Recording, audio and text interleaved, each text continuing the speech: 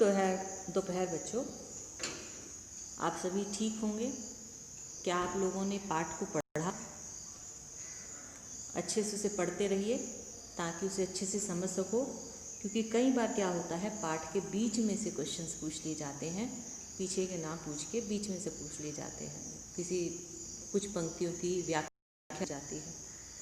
तो जो है ध्यान से पढ़िए ताकि सारा पाठ अच्छे से समझ में आए, और मैं भी पूर्ण कोशिश कर रही हूँ कि आपको सारी चीज़ें अच्छे से समझ में आएँ।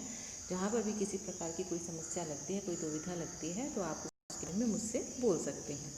तो अब हम अपना आज की कक्षा शुरू करते हैं। कल तक हमने क्या पढ़ा कि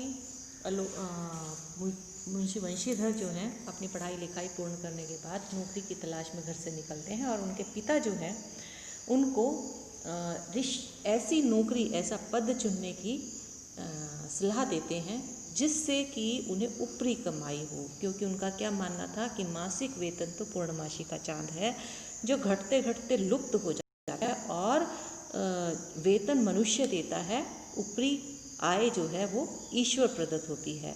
अतः जो ऊपरी आय है वो बहता हुआ स्रोत है, ठीक है। और निगाह किस पर रखनी चाहिए? चढ़ावे पर रखनी चाहिए और चादर पर रखनी चाहिए, ठीक है ना। और उन्होंने क्या कहा कि जो आपके पास काम के लिए आए उसकी गरज देखो और उसके अनुसार ही अपने लाभ को देखो, ठीक है ना। तो अब उनको नौकरी मिल गई किसमें? नमक के विभाग में, और नमक बनाने पर सरकार ने निषेध लगाया हुआ था। अब नमक की कालाबाजारी खूब जोर शोर से चल रही थी, उसमें खूब रिश्वतखोरी चल रही थी उस विभाग में। अब उसमें भी नौकरी मिली किस पद पे? दरोगा के पद पे। बल्ले बल्ले हो गई उनकी तो, ठीक है ना। तो अब जो है जब वो पहुँचे, अब वो अपनी नौकरी कर रहे थे वहाँ पे। 6 महीने उन्होंने खूब जम के नौकरी की, बहुत अच्छे से की। सारे अफसर जो हैं मुंशी वंशीधर से बहुत प्रसन्न थे, और वंशीधर की ये नौकरी लगने के बाद उनके पिता कौन, बूढ़े मुंशी जो हैं वो बहुत प्रसन्न हुए, क्योंकि उनको लगा कि मेरे बेटे को नमक के विभाग में, वो भी दरोगा की नौकरी मिल गई है, तो ऊपरी आय तो असीमित होगी, तो इससे जो है हमारे सारे कर्ज वर्ज धुल जाएंगे और हम सुख चैन का जीवन जी पाएंगे। तो बहुत प्रसन्न होते हैं। इसी प्रकार से उनके पड़ोसी ज़रा बहुत जलते हैं इन सब चीज़ों से। अब क्या हुआ कि एक दिन 6 महीने जब हो गए नौकरी के, तो एक दिन वंशीधर जो हैं अपना आराम से रात को सोए हुए थे नदी वाले अपने दफ्तर में, और वहाँ पर क्या हुआ कि उन्हें जो है गाड़ियों के जाने की आवाज़ सुनाई दी। रात को नींद टूटी और गाड़ियों की आवाज़ आई। नदी के पुल पे से गाड़ियाँ जा रही हैं ऐसा लगा, तो उन्हें इस वक्त कौन गाड़ियाँ जा रही हैं, इधर से कौन जा रहा है। अगर कुछ जा रहा है तो इसका मतलब ज़रूर क्या है, कुछ ना कुछ गोलमाल है इसके अंदर। अब गोलमाल है तो अब उन्हें भ्रम हुआ। वो अपनी बंदूक के घोड़े पे चढ़ के पहुँच गए नदी किनारे। घाट पे जाके देखा कि गाड़ियों की लंबी कतार जा रही है, तो उन्होंने पूछा भी किसकी गाड़ी है। गाड़ी वान चुप रहा। अब उन्हें लगा कि ज़रूर कुछ ना कुछ गलत काम हो रहा है, तो उन्होंने जाके गाड़ी पूछा कि गाड़ियों में भरा क्या है। ये पूछा कि गाड़ियाँ किसकी हैं, तो पता लगा पंडित अलोपीदीन की, और वो भी कहाँ के? दातागंज के। अब अलोपीदीन कौन थे? वो बहुत ही प्रतिष्ठित समाज के प्रतिष्ठित थे। लोग उनसे कर्ज लेते थे, बड़े बड़े लोग कर्ज लेते थे, जिनको बहुत ज़रूरत होती थी, बड़े बड़े पैसे वाले लोग भी उनसे कर्ज लेते थे। तो धन तो जैसे उनके घर में भरा पड़ा था पूरी तरह से, मतलब जैसे लक्ष्मी को पूरी तरह से उनके ऊपर अपनी कृपा बनी हुई थी, आशीर्वाद था। अब वो जो है क्या करते, तो अब उन्होंने कहा कि पंडित अलोपीदीन की है, तो उन्होंने कहा कि क्या भरा है इसमें। अब उसमें गाड़ीवान चुप हो गया, वो कुछ नहीं बोला। तो उन्होंने जाके खुद से अपने आप से हाथ लगा के बोरियों को चेक किया, तो उन्हें विश्वास हो गया कि इसमें जो नमक के ढेले भरे हैं। अब उन्होंने पूछा कि मालिक कहाँ है, मालिक को बुलाओ। तो मालिक प्रस्तुत हुआ, मालिक को बुलाया गया। वो एक गाड़ी में आराम से पंडित अलोपीदीन सोते हुए आ रहे थे। अब उनको जगाया गया। अब उनका क्या स्वभाव दिखाया गया कि वो लक्ष्मी पर अखंड विश्वास करते थे। लक्ष्मी पर अखंड विश्वास करना माने कि उनको ये विश्वास था कि कोई भी कार्य जो है वो लक्ष्मी की कृपा से, यानी धन की देवी से, यानी धन से पूरा किया जा सकता है, उसको साधा जा सकता है। कोई भी काम जो है रुकेगा नहीं अगर धन है हमारे पास। तो इसीलिए वो उसके सहारे जो है बड़े आराम से मस्ती से पहुँचे कहाँ पे, घाट के चौकीदार यानी नमक के दारोगा मुंशी वंशी। अब क्या होता है आगे हम देखते हैं। वो क्या कहता है, लास्ट पंक्ति में पढ़ती हूँ इसमें जो हमने कल पढ़ी थी कि बाबूजी आशीर्वाद कहिए, हमसे ऐसा कौन सा अपराध हुआ कि गाड़ियाँ रोक दी, कि हमने कौन सा ऐसा गलती कर दी, कौन सा गुनाह कर दिया जो आपने हमारी गाड़ियाँ रोक दी। हम ब्राह्मणों पर तो आपकी कृपा दृष्टि रहनी चाहिए, मतलब हम तो ब्राह्मण जाति के हैं और हम पर तो आपकी कृपा दृष्टि रहनी चाहिए, ठीक है।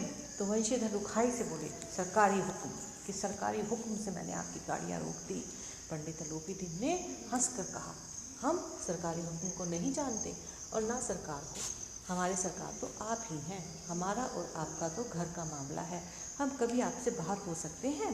अब उसने अपनी चापलूसी करनी शुरू करी, लच्छेदार बातें करनी शुरू करी, घुमा फिरा के उसको घुमाने का प्रयास किया, उसको लालच देने का प्रयास किया। तो क्या कहता है कि मैं किसी सरकार को नहीं जानता, किसी सरकार को नहीं जानता, मेरे लिए तो सरकार सिर्फ आप ही हैं, ठीक है ना, सिर्फ मैं तो आपको जानता हूँ, मैं तो आपके हुक्म को मानूंगा, जैसा आप कहेंगे मैं वैसा करूँगा। तो कहता है कि ना तो हम सरकार जानते ना हम सरकार को जानते, हम ये सरकार तो आप हैं और हमारा और आपका तो घर का संबंध है। मतलब जैसे क्या है कि हमारी तो घर की बात है, अपने घर का सामान है, अपने घर, तो हम कभी आपसे बाहर हो सकते हैं कि हम आपके कहे के बाहर नहीं होंगे, जैसा आप कहोगे हम वैसा करेंगे। कहीं ना कहीं वो आपके कहे के बाहर का मतलब क्या है कि जो आप मांगोगे हम आपको दे देंगे, तो आप भी खुश और हम भी खुश, हमारा भी काम निकल गया, आपका भी निकल गया। आपने व्यर्थ का यह कष्ट उठाया कि आपने बेकार में ही कष्ट उठाया कि आपको आकर हमारी गाड़ियों को रोकना पड़ा और इस तरह के काम करने पड़े। यह तो नहीं यह नहीं सकता कि इधर से जाएं और इस घाट के देवता को भेंट न चढ़ाए, कि ऐसा नहीं हो सकता कि मैं यहाँ नदी किनारे से जाऊँ और इस घाट का देवता कौन है, घाट का देवता कौन है, मुंशी वंशीधर। क्यों, उस घाट की रखवाली कर रहा है, क्यों, क्योंकि बनाने पर निषेध लगा हुआ है, उसका कानून बना हुआ है और वो जो है वहाँ पर नंबर 2 तरीके से सरकार के कानून का उल्लंघन करते हुए वहाँ पर खाना वो नमक बना रहा है ना। तो मैं यहाँ से जाऊँ और आपकी सेवा ना करूँ, आप पर मैं भेंट ना चढ़ाऊँ, भेंट यानी रिश्वत ना दूँ, ठीक है ना। तो ऐसा तो हो ही नहीं सकता, मैं तो आपकी सेवा में स्वयं ही आ रहा था। वो कहता है कि मैं तो खुद आपकी सेवा में आ रहा था, मैं खुद आपको आपका भेंट देने आ रहा था। हम उन नमक हरामों में से नहीं हैं। नमक हराम कौन होते हैं, जो एहसान फरामोश होते हैं। वो कहता है वो मतलब बिना किए बिना मिले ही वो इस बात को बिना उसकी आज्ञा लिए ही वो ये मान रहा है कि इसने इसको यहाँ से नमक बनाकर लेकर जाने की अनुमति दे दी, कि आपने मुझ पर यह एहसान किया तो मैं आपके एहसान का बदला चुकाने में आपके पास आ रहा। तो कहता है कि मैं नमक हरामों में से नहीं हूँ, जो कोड़ियों पर भी अपना ईमान बेचते फिरते हैं, ठीक है ना। मैं भी थोड़े थोड़े पैसों के लिए, वो उसे कोड़ी भर कह रहा है, जो भेंट भाई मैंने तुम्हें देनी है वो कोई ज़्यादा मायने नहीं रखती मेरे लिए, तो मैं इतने ही पैसों के लिए, इतनी सी कोड़ियों के लिए जो है मैं अपना ईमान बेच दूँ, मैं एहसान फरामोशी कर लूँ, मैं नमक हराम हो जाऊँ, मैं ऐसा नहीं हूँ। आप इस समय हिरासत में हैं, आपका कायदे के अनुसार चालान होगा।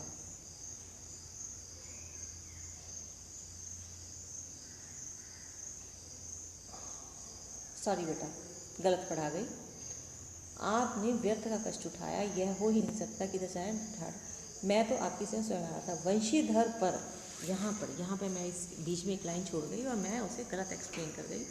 तो वंशीधर पर ऐश्वर्य की मोहिनी वंशी का कुछ प्रभाव ना पड़ा। ऐश्वर्य की मोहिनी वंशी का कोई प्रभाव ना पड़ना यानी क्या है कि वो जो है ऐश्वर्य क्या था, मतलब धन का, लक्ष्मी का, उसके ऐश्वर्य का, किसके ऐश्वर्य का, पंडित लोग या लक्ष्मी पर जो के पास जो लक्ष्मी की वजह से या धन की वजह से ऐश्वर्य था, उसका कोई प्रभाव नहीं पड़ा, अर्थात वो उसके चंगल में नहीं फंसा, उसके अंदर लालच पैदा नहीं हुआ, ईमानदारी की नई उमंग थी। कड़क कर बोले, जोर से बोलते हैं कि हम उन नमक हरामों में से नहीं हैं, कि मैं वो नमक हराम नहीं हूँ जो अपने कर्तव्य से विमुख हो जाऊँ। कौन सा कर्तव्य है, मेरी नौकरी है, मेरा काम है क्या कि नमक की कालाबाजारी ना होने दूँ, और तुम कालाबाजारी कर रहे तो मैं तुम्हें पकड़ूंगा। जो कौड़ियों का पर अपना ईमान बेचते फिरते हैं। अब कौन सी कौड़ियों पर? कि वो जो थोड़े से पैसे तुम मुझे लालच भर में दोगे, रिश्वत दोगे, और मैं उसके लिए अपना ईमान बेच दूँ कि मैं जो है अपने कर्तव्य से हट जाऊँ।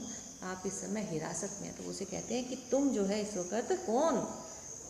मुंशी वंशीधर कहता है, किसको कहता है? पंडित अलोपी दीन को कहता है कि तुम इस वक्त हिरासत में हो, ठीक है ना। आपका कायदे का चालान होगा, आपका चालान काटा जाएगा कि आपने यहाँ से नमक बनाया, तो उसके ऊपर दंड लगेगा। मतलब बस मुझे अधिक बातों की फुर्सत नहीं, मैं इससे ज़्यादा और बातें नहीं जानता, मुझे कोई बातें करनी नहीं है आपके साथ। जमादार बदलू सिंह, तुम इन्हें हिरासत में ले चलो, मैं हुक्म देता हूँ। तो एकदम से हुक्म देते हैं कि जमादार बदलू सिंह तुम आओ और पंडित अलोपी दीन को अपनी कैद में ले लो।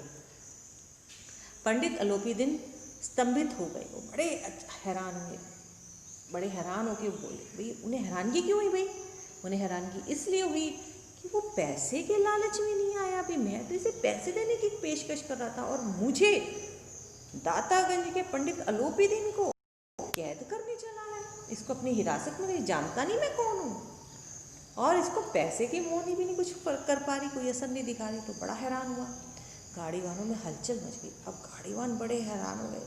अब वो कि अब क्या होगा, ये तो पंडित अलोपी दीन तक को हिरासत में लेने के लिए तैयार हो गया, तो अब क्या करें। तो पंडित जी के जीवन में कदाचित यह पहला ही अवसर था, पंडित जी को यह ऐसी कठोर बातें सुननी पड़ी। मतलब आज तक पंडित जी के जीवन में ऐसा नहीं आया कि किसी ने पंडित जी से इस प्रकार की कठोर बातें कही हैं। तो यह ऐसा पहला अवसर था। बदलू सिंह आगे बढ़ा, किंतु रोब के मारे वह साहस न कर हुआ कि उनका हाथ पकड़ सके। अब बदलू सिंह को नौकर किसका था इस वक्त? वो मुंशी वंशीधर का, सरकार का नौकर था, तो उसे वंशीधर की बात माननी थी। परंतु अब वो काम करने, वंशीधर के कहने पर वो आगे बढ़ा, परंतु 2 कदम आगे चल के फिर रुक गया। क्यों? उसके अंदर डर था। किसका डर था? पंडित अलोपी दीन का। उसका रोब तो सभी खाते थे, क्यों? उसके पास पैसा था, और पैसे के बल पे वो कोई भी काम करवा लेता था। तो उसे लगा कि आज मैं अगर इसके साथ ऐसा कुछ करूँगा तो वो मेरे साथ कुछ ना कुछ नुकसान करेगा, और जो है मुझे अगर कभी इससे हो सकता होगा, मेरा कोई फ़ायदा नहीं होगा, ठीक है ना। तो इसलिए वो थोड़ा सा साहस ना हुआ उसका कि वो उसका हाथ पकड़ ले, उसको हथकड़ी लगा दे। पंडित जी ने धर्म को धन का ऐसा निरादर करते कभी ना देखा था। पंडित जी ने धर्म को धन का ऐसा निरादर करते कभी ना देखा था। पंडित जी कौन? पंडित अलोपी दीन। धर्म को धन का निरादर करना। धर्म कौन है यहाँ पे? किसके पक्ष में है धर्म? मुंशी वंशीधर के। तो और धन पंडित अलोपी दीन के। तो जिस प्रकार से मुंशी वंशीधर ने पंडित अलोपी दीन की पेशकश को ठुकरा दिया था, अर्थात रिश्वत लेने से इनकार कर दिया था, तो पंडित अलोपी दीन को ये चीज़ उसने अपने जीवन में पहली बार देखी थी। धर्म यानी मुंशी वंशीधर ने धन का निरादर किया। किसका? पंडित अलोपी दीन का। मतलब उसने पैर से अपने घर आती हुई लक्ष्मी को बाहर निकाल दिया, ऐसा लग रहा था। ऐसा निरादर उन्होंने आज तक कभी धन का नहीं देखा था, चाहे वो धर्म कर रहा हो चाहे कोई भी कर रहा हो। तो उसने आज तक ये देखा था, उसका मानना क्या था कि लक्ष्मी जी अखंड हैं, उनके माध्यम से हर कार्य को, असंभव कार्य को भी संभव बनाया जा सकता है। विचार किया, यह अभी उद्दंड लड़का है। उसने सोचा नया लड़का है, उद्दंडी है, थोड़ा सा भी गर्म खून है, इसलिए बात नहीं मान रहा। माया मुंह के जाल में भी नहीं पड़ा है कि अभी इसको पैसे का लालच नहीं आया है। अल्हड़ है, झिझकता है। अल्हड़ है मतलब छोटी उम्र है, झिझकता है, थोड़ा सा झिझक रहा है शायद लेने से। बहुत दीन भाव से बोले तो थोड़ी सी और दीनता सी दिखाते हुए, नम्र बढ़ते हुए, झुकते हुए क्या बोले? बाबू साहब ऐसा ना कीजिए, हम मिट जाएंगे, इज्जत धूल में मिट जाएगी, हमारा अपमान करके आपके हाथ कुछ ना आएगा, हम किसी तरह आपसे बाहर थोड़े ही हैं। तो क्या कहता है कि बाबू साहब, किसको? मुंशी वंशीधर को, कि सरकार ऐसा मत कीजिए। कैसा मत कीजिए? कि मुझे हथकड़ी लगा के जेल में मत डालिए, मुझे कैद मत कीजिए, हिरासत में मत लीजिए, हम मिट जाएंगे। मतलब क्या है कि हमारे पूरी तरह से बर्बाद हो जाएंगे, इज्जत धूल में मिट जाएगी। हमारी जो इज्जत है वो जो है पूरी तरह से ख़त्म हो जाएगी, हमारी बेइज्जती होगी बहुत बड़ी। अपमान करने से आपके हाथ क्या आएगा? अगर आप हमारा अपमान करोगे तो आपको तो कुछ भी नहीं मिलने वाला। हम किसी तरह आपसे बाहर थोड़ेंगे कि आप जितना कहोगे हम आपको उतना दे देंगे, आप हमारी बात मानो। वंशीधर ने कठोर स्वर में कहा, हमें सुनना चाहते कि हम नहीं चाहते कि तुम हमें ऐसी बात कहो कि हम जो है ना तुमसे धन नहीं चाहते, हमें कुछ नहीं चाहिए। अलोपीदीन ने जिस सहारे को चट्टान समझ रखा, किस सहारे को? पैसे को, धन को, लक्ष्मी को, कि इसके कुछ भी कर सकता हूँ, मैं पैरों के नीचे से खिसकता हुआ मालूम हुआ। उसे लगा कि नहीं भाई, यहाँ बात नहीं बनती, यहाँ तो मतलब लगता है कि हारेंगे हम। अब स्वाभिमान और धन ऐश्वर्य को कड़ी चोट लगी। किसके स्वाभिमान? अलोपीदीन के। उसको अभिमान था कि मैं तो अपने हिसाब से कोई भी काम कर सकता हूँ, मुझे कोई परेशानी नहीं है। और धन ऐश्वर्य, उसके धन को, ऐश्वर्य को कड़ी चोट लगी। क्यों? क्योंकि उसका अपमान हुआ, उसको मुंशी वंशीधर ने स्वीकार नहीं किया। अभी तक धन की सांख्यिक शक्ति का पर पूरा भरोसा, फिर भी उनके मन में कहीं ना कहीं कोने में था कि सांख्यिक शक्ति यानी उसको गिनती में जब मैं उसके सामने रखूँगा, किसके सामने? वंशीधर के सामने रखूँगा, तो वो जो है जरूर मेरी बात को मान लेगा। उसने मुख्तार से कहा, अपने नौकर से क्या बोला? लाला जी 1000 के नोट बाबू साहब को भेंट करो, आप इस समय भूखे सिंह हो रहे हो। तो वो एक किस्म से मुख्तार को कहता है कि तुम तो भूखे सिंह हो गए हो, तुम नहीं आती, तुम पैसे रखे अपने पास बैठे हो, तुम लाला जी को दो ना पैसे। तो उसे कहते हैं 1000 के नोट जब बाबू के सामने भेंट करो। वंशीधर ने गर्म होकर कहा। वंशीधर को और गुस्सा आ गया और अकड़ के बोला, 1000 नहीं, 1 लाख भी मुझे सच्चे मार्ग से नहीं टिका सकते। मतलब क्या है कि तुम 1000 नोट की बात कर रहे हो, 1000 रुपये की बात कर रहे हो, क्योंकि उस वक़्त तो बेटा 1000 रुपया बहुत बड़ी बात थी, ठीक है ना। लोगों की जो तनख्वाह होती थी ना, वो 100 रुपये भी 100 से होती थी, ठीक है ना। तो आप वो कहता है कि आप 1000 की बात कर रहे हो, मेरे को तो 1 लाख से भी कोई फ़र्क नहीं पड़ने वाला, मैं तब भी तुम्हें हिरासत में लूँगा, मुझे 1 लाख रुपया भी नहीं चाहिए। अगर तुम चाहो ना कि 1 लाख देके तुम छूट जाओ, मैं नहीं छोड़ूंगा। धर्म की इस बुद्धिहीन दृढ़ता मतलब धर्म अकड़ा हुआ खड़ा है, और बुद्धिहीन मतलब बुद्धि से काम नहीं ले रहा। मतलब मुंशी वंशीधर बुद्धि से काम नहीं ले रहे, उन्हें पैसा मिल रहा है और वो नहीं ले रहे। और देव दुर्लभ त्याग मतलब ऐसी वस्तु जो देवताओं को भी दुर्लभ है, लक्ष्मी जी देवताओं को भी आसानी से प्राप्त नहीं होती, वो मैं इसे देने को तैयार हूँ, और ये जो है उसको लात मार रहा है। तो देव दुर्लभ त्याग पर मतलब देवताओं को भी दुर्लभ जो वस्तु हो उसके त्याग पर मन बहुत झुंझलाया। किसका? पंडित अलोपीदीन का। कौन इसको त्याग कर रहा था? मुंशी वंशीधर। अब दोनों शक्तियों में संग्राम होने लगा, दोनों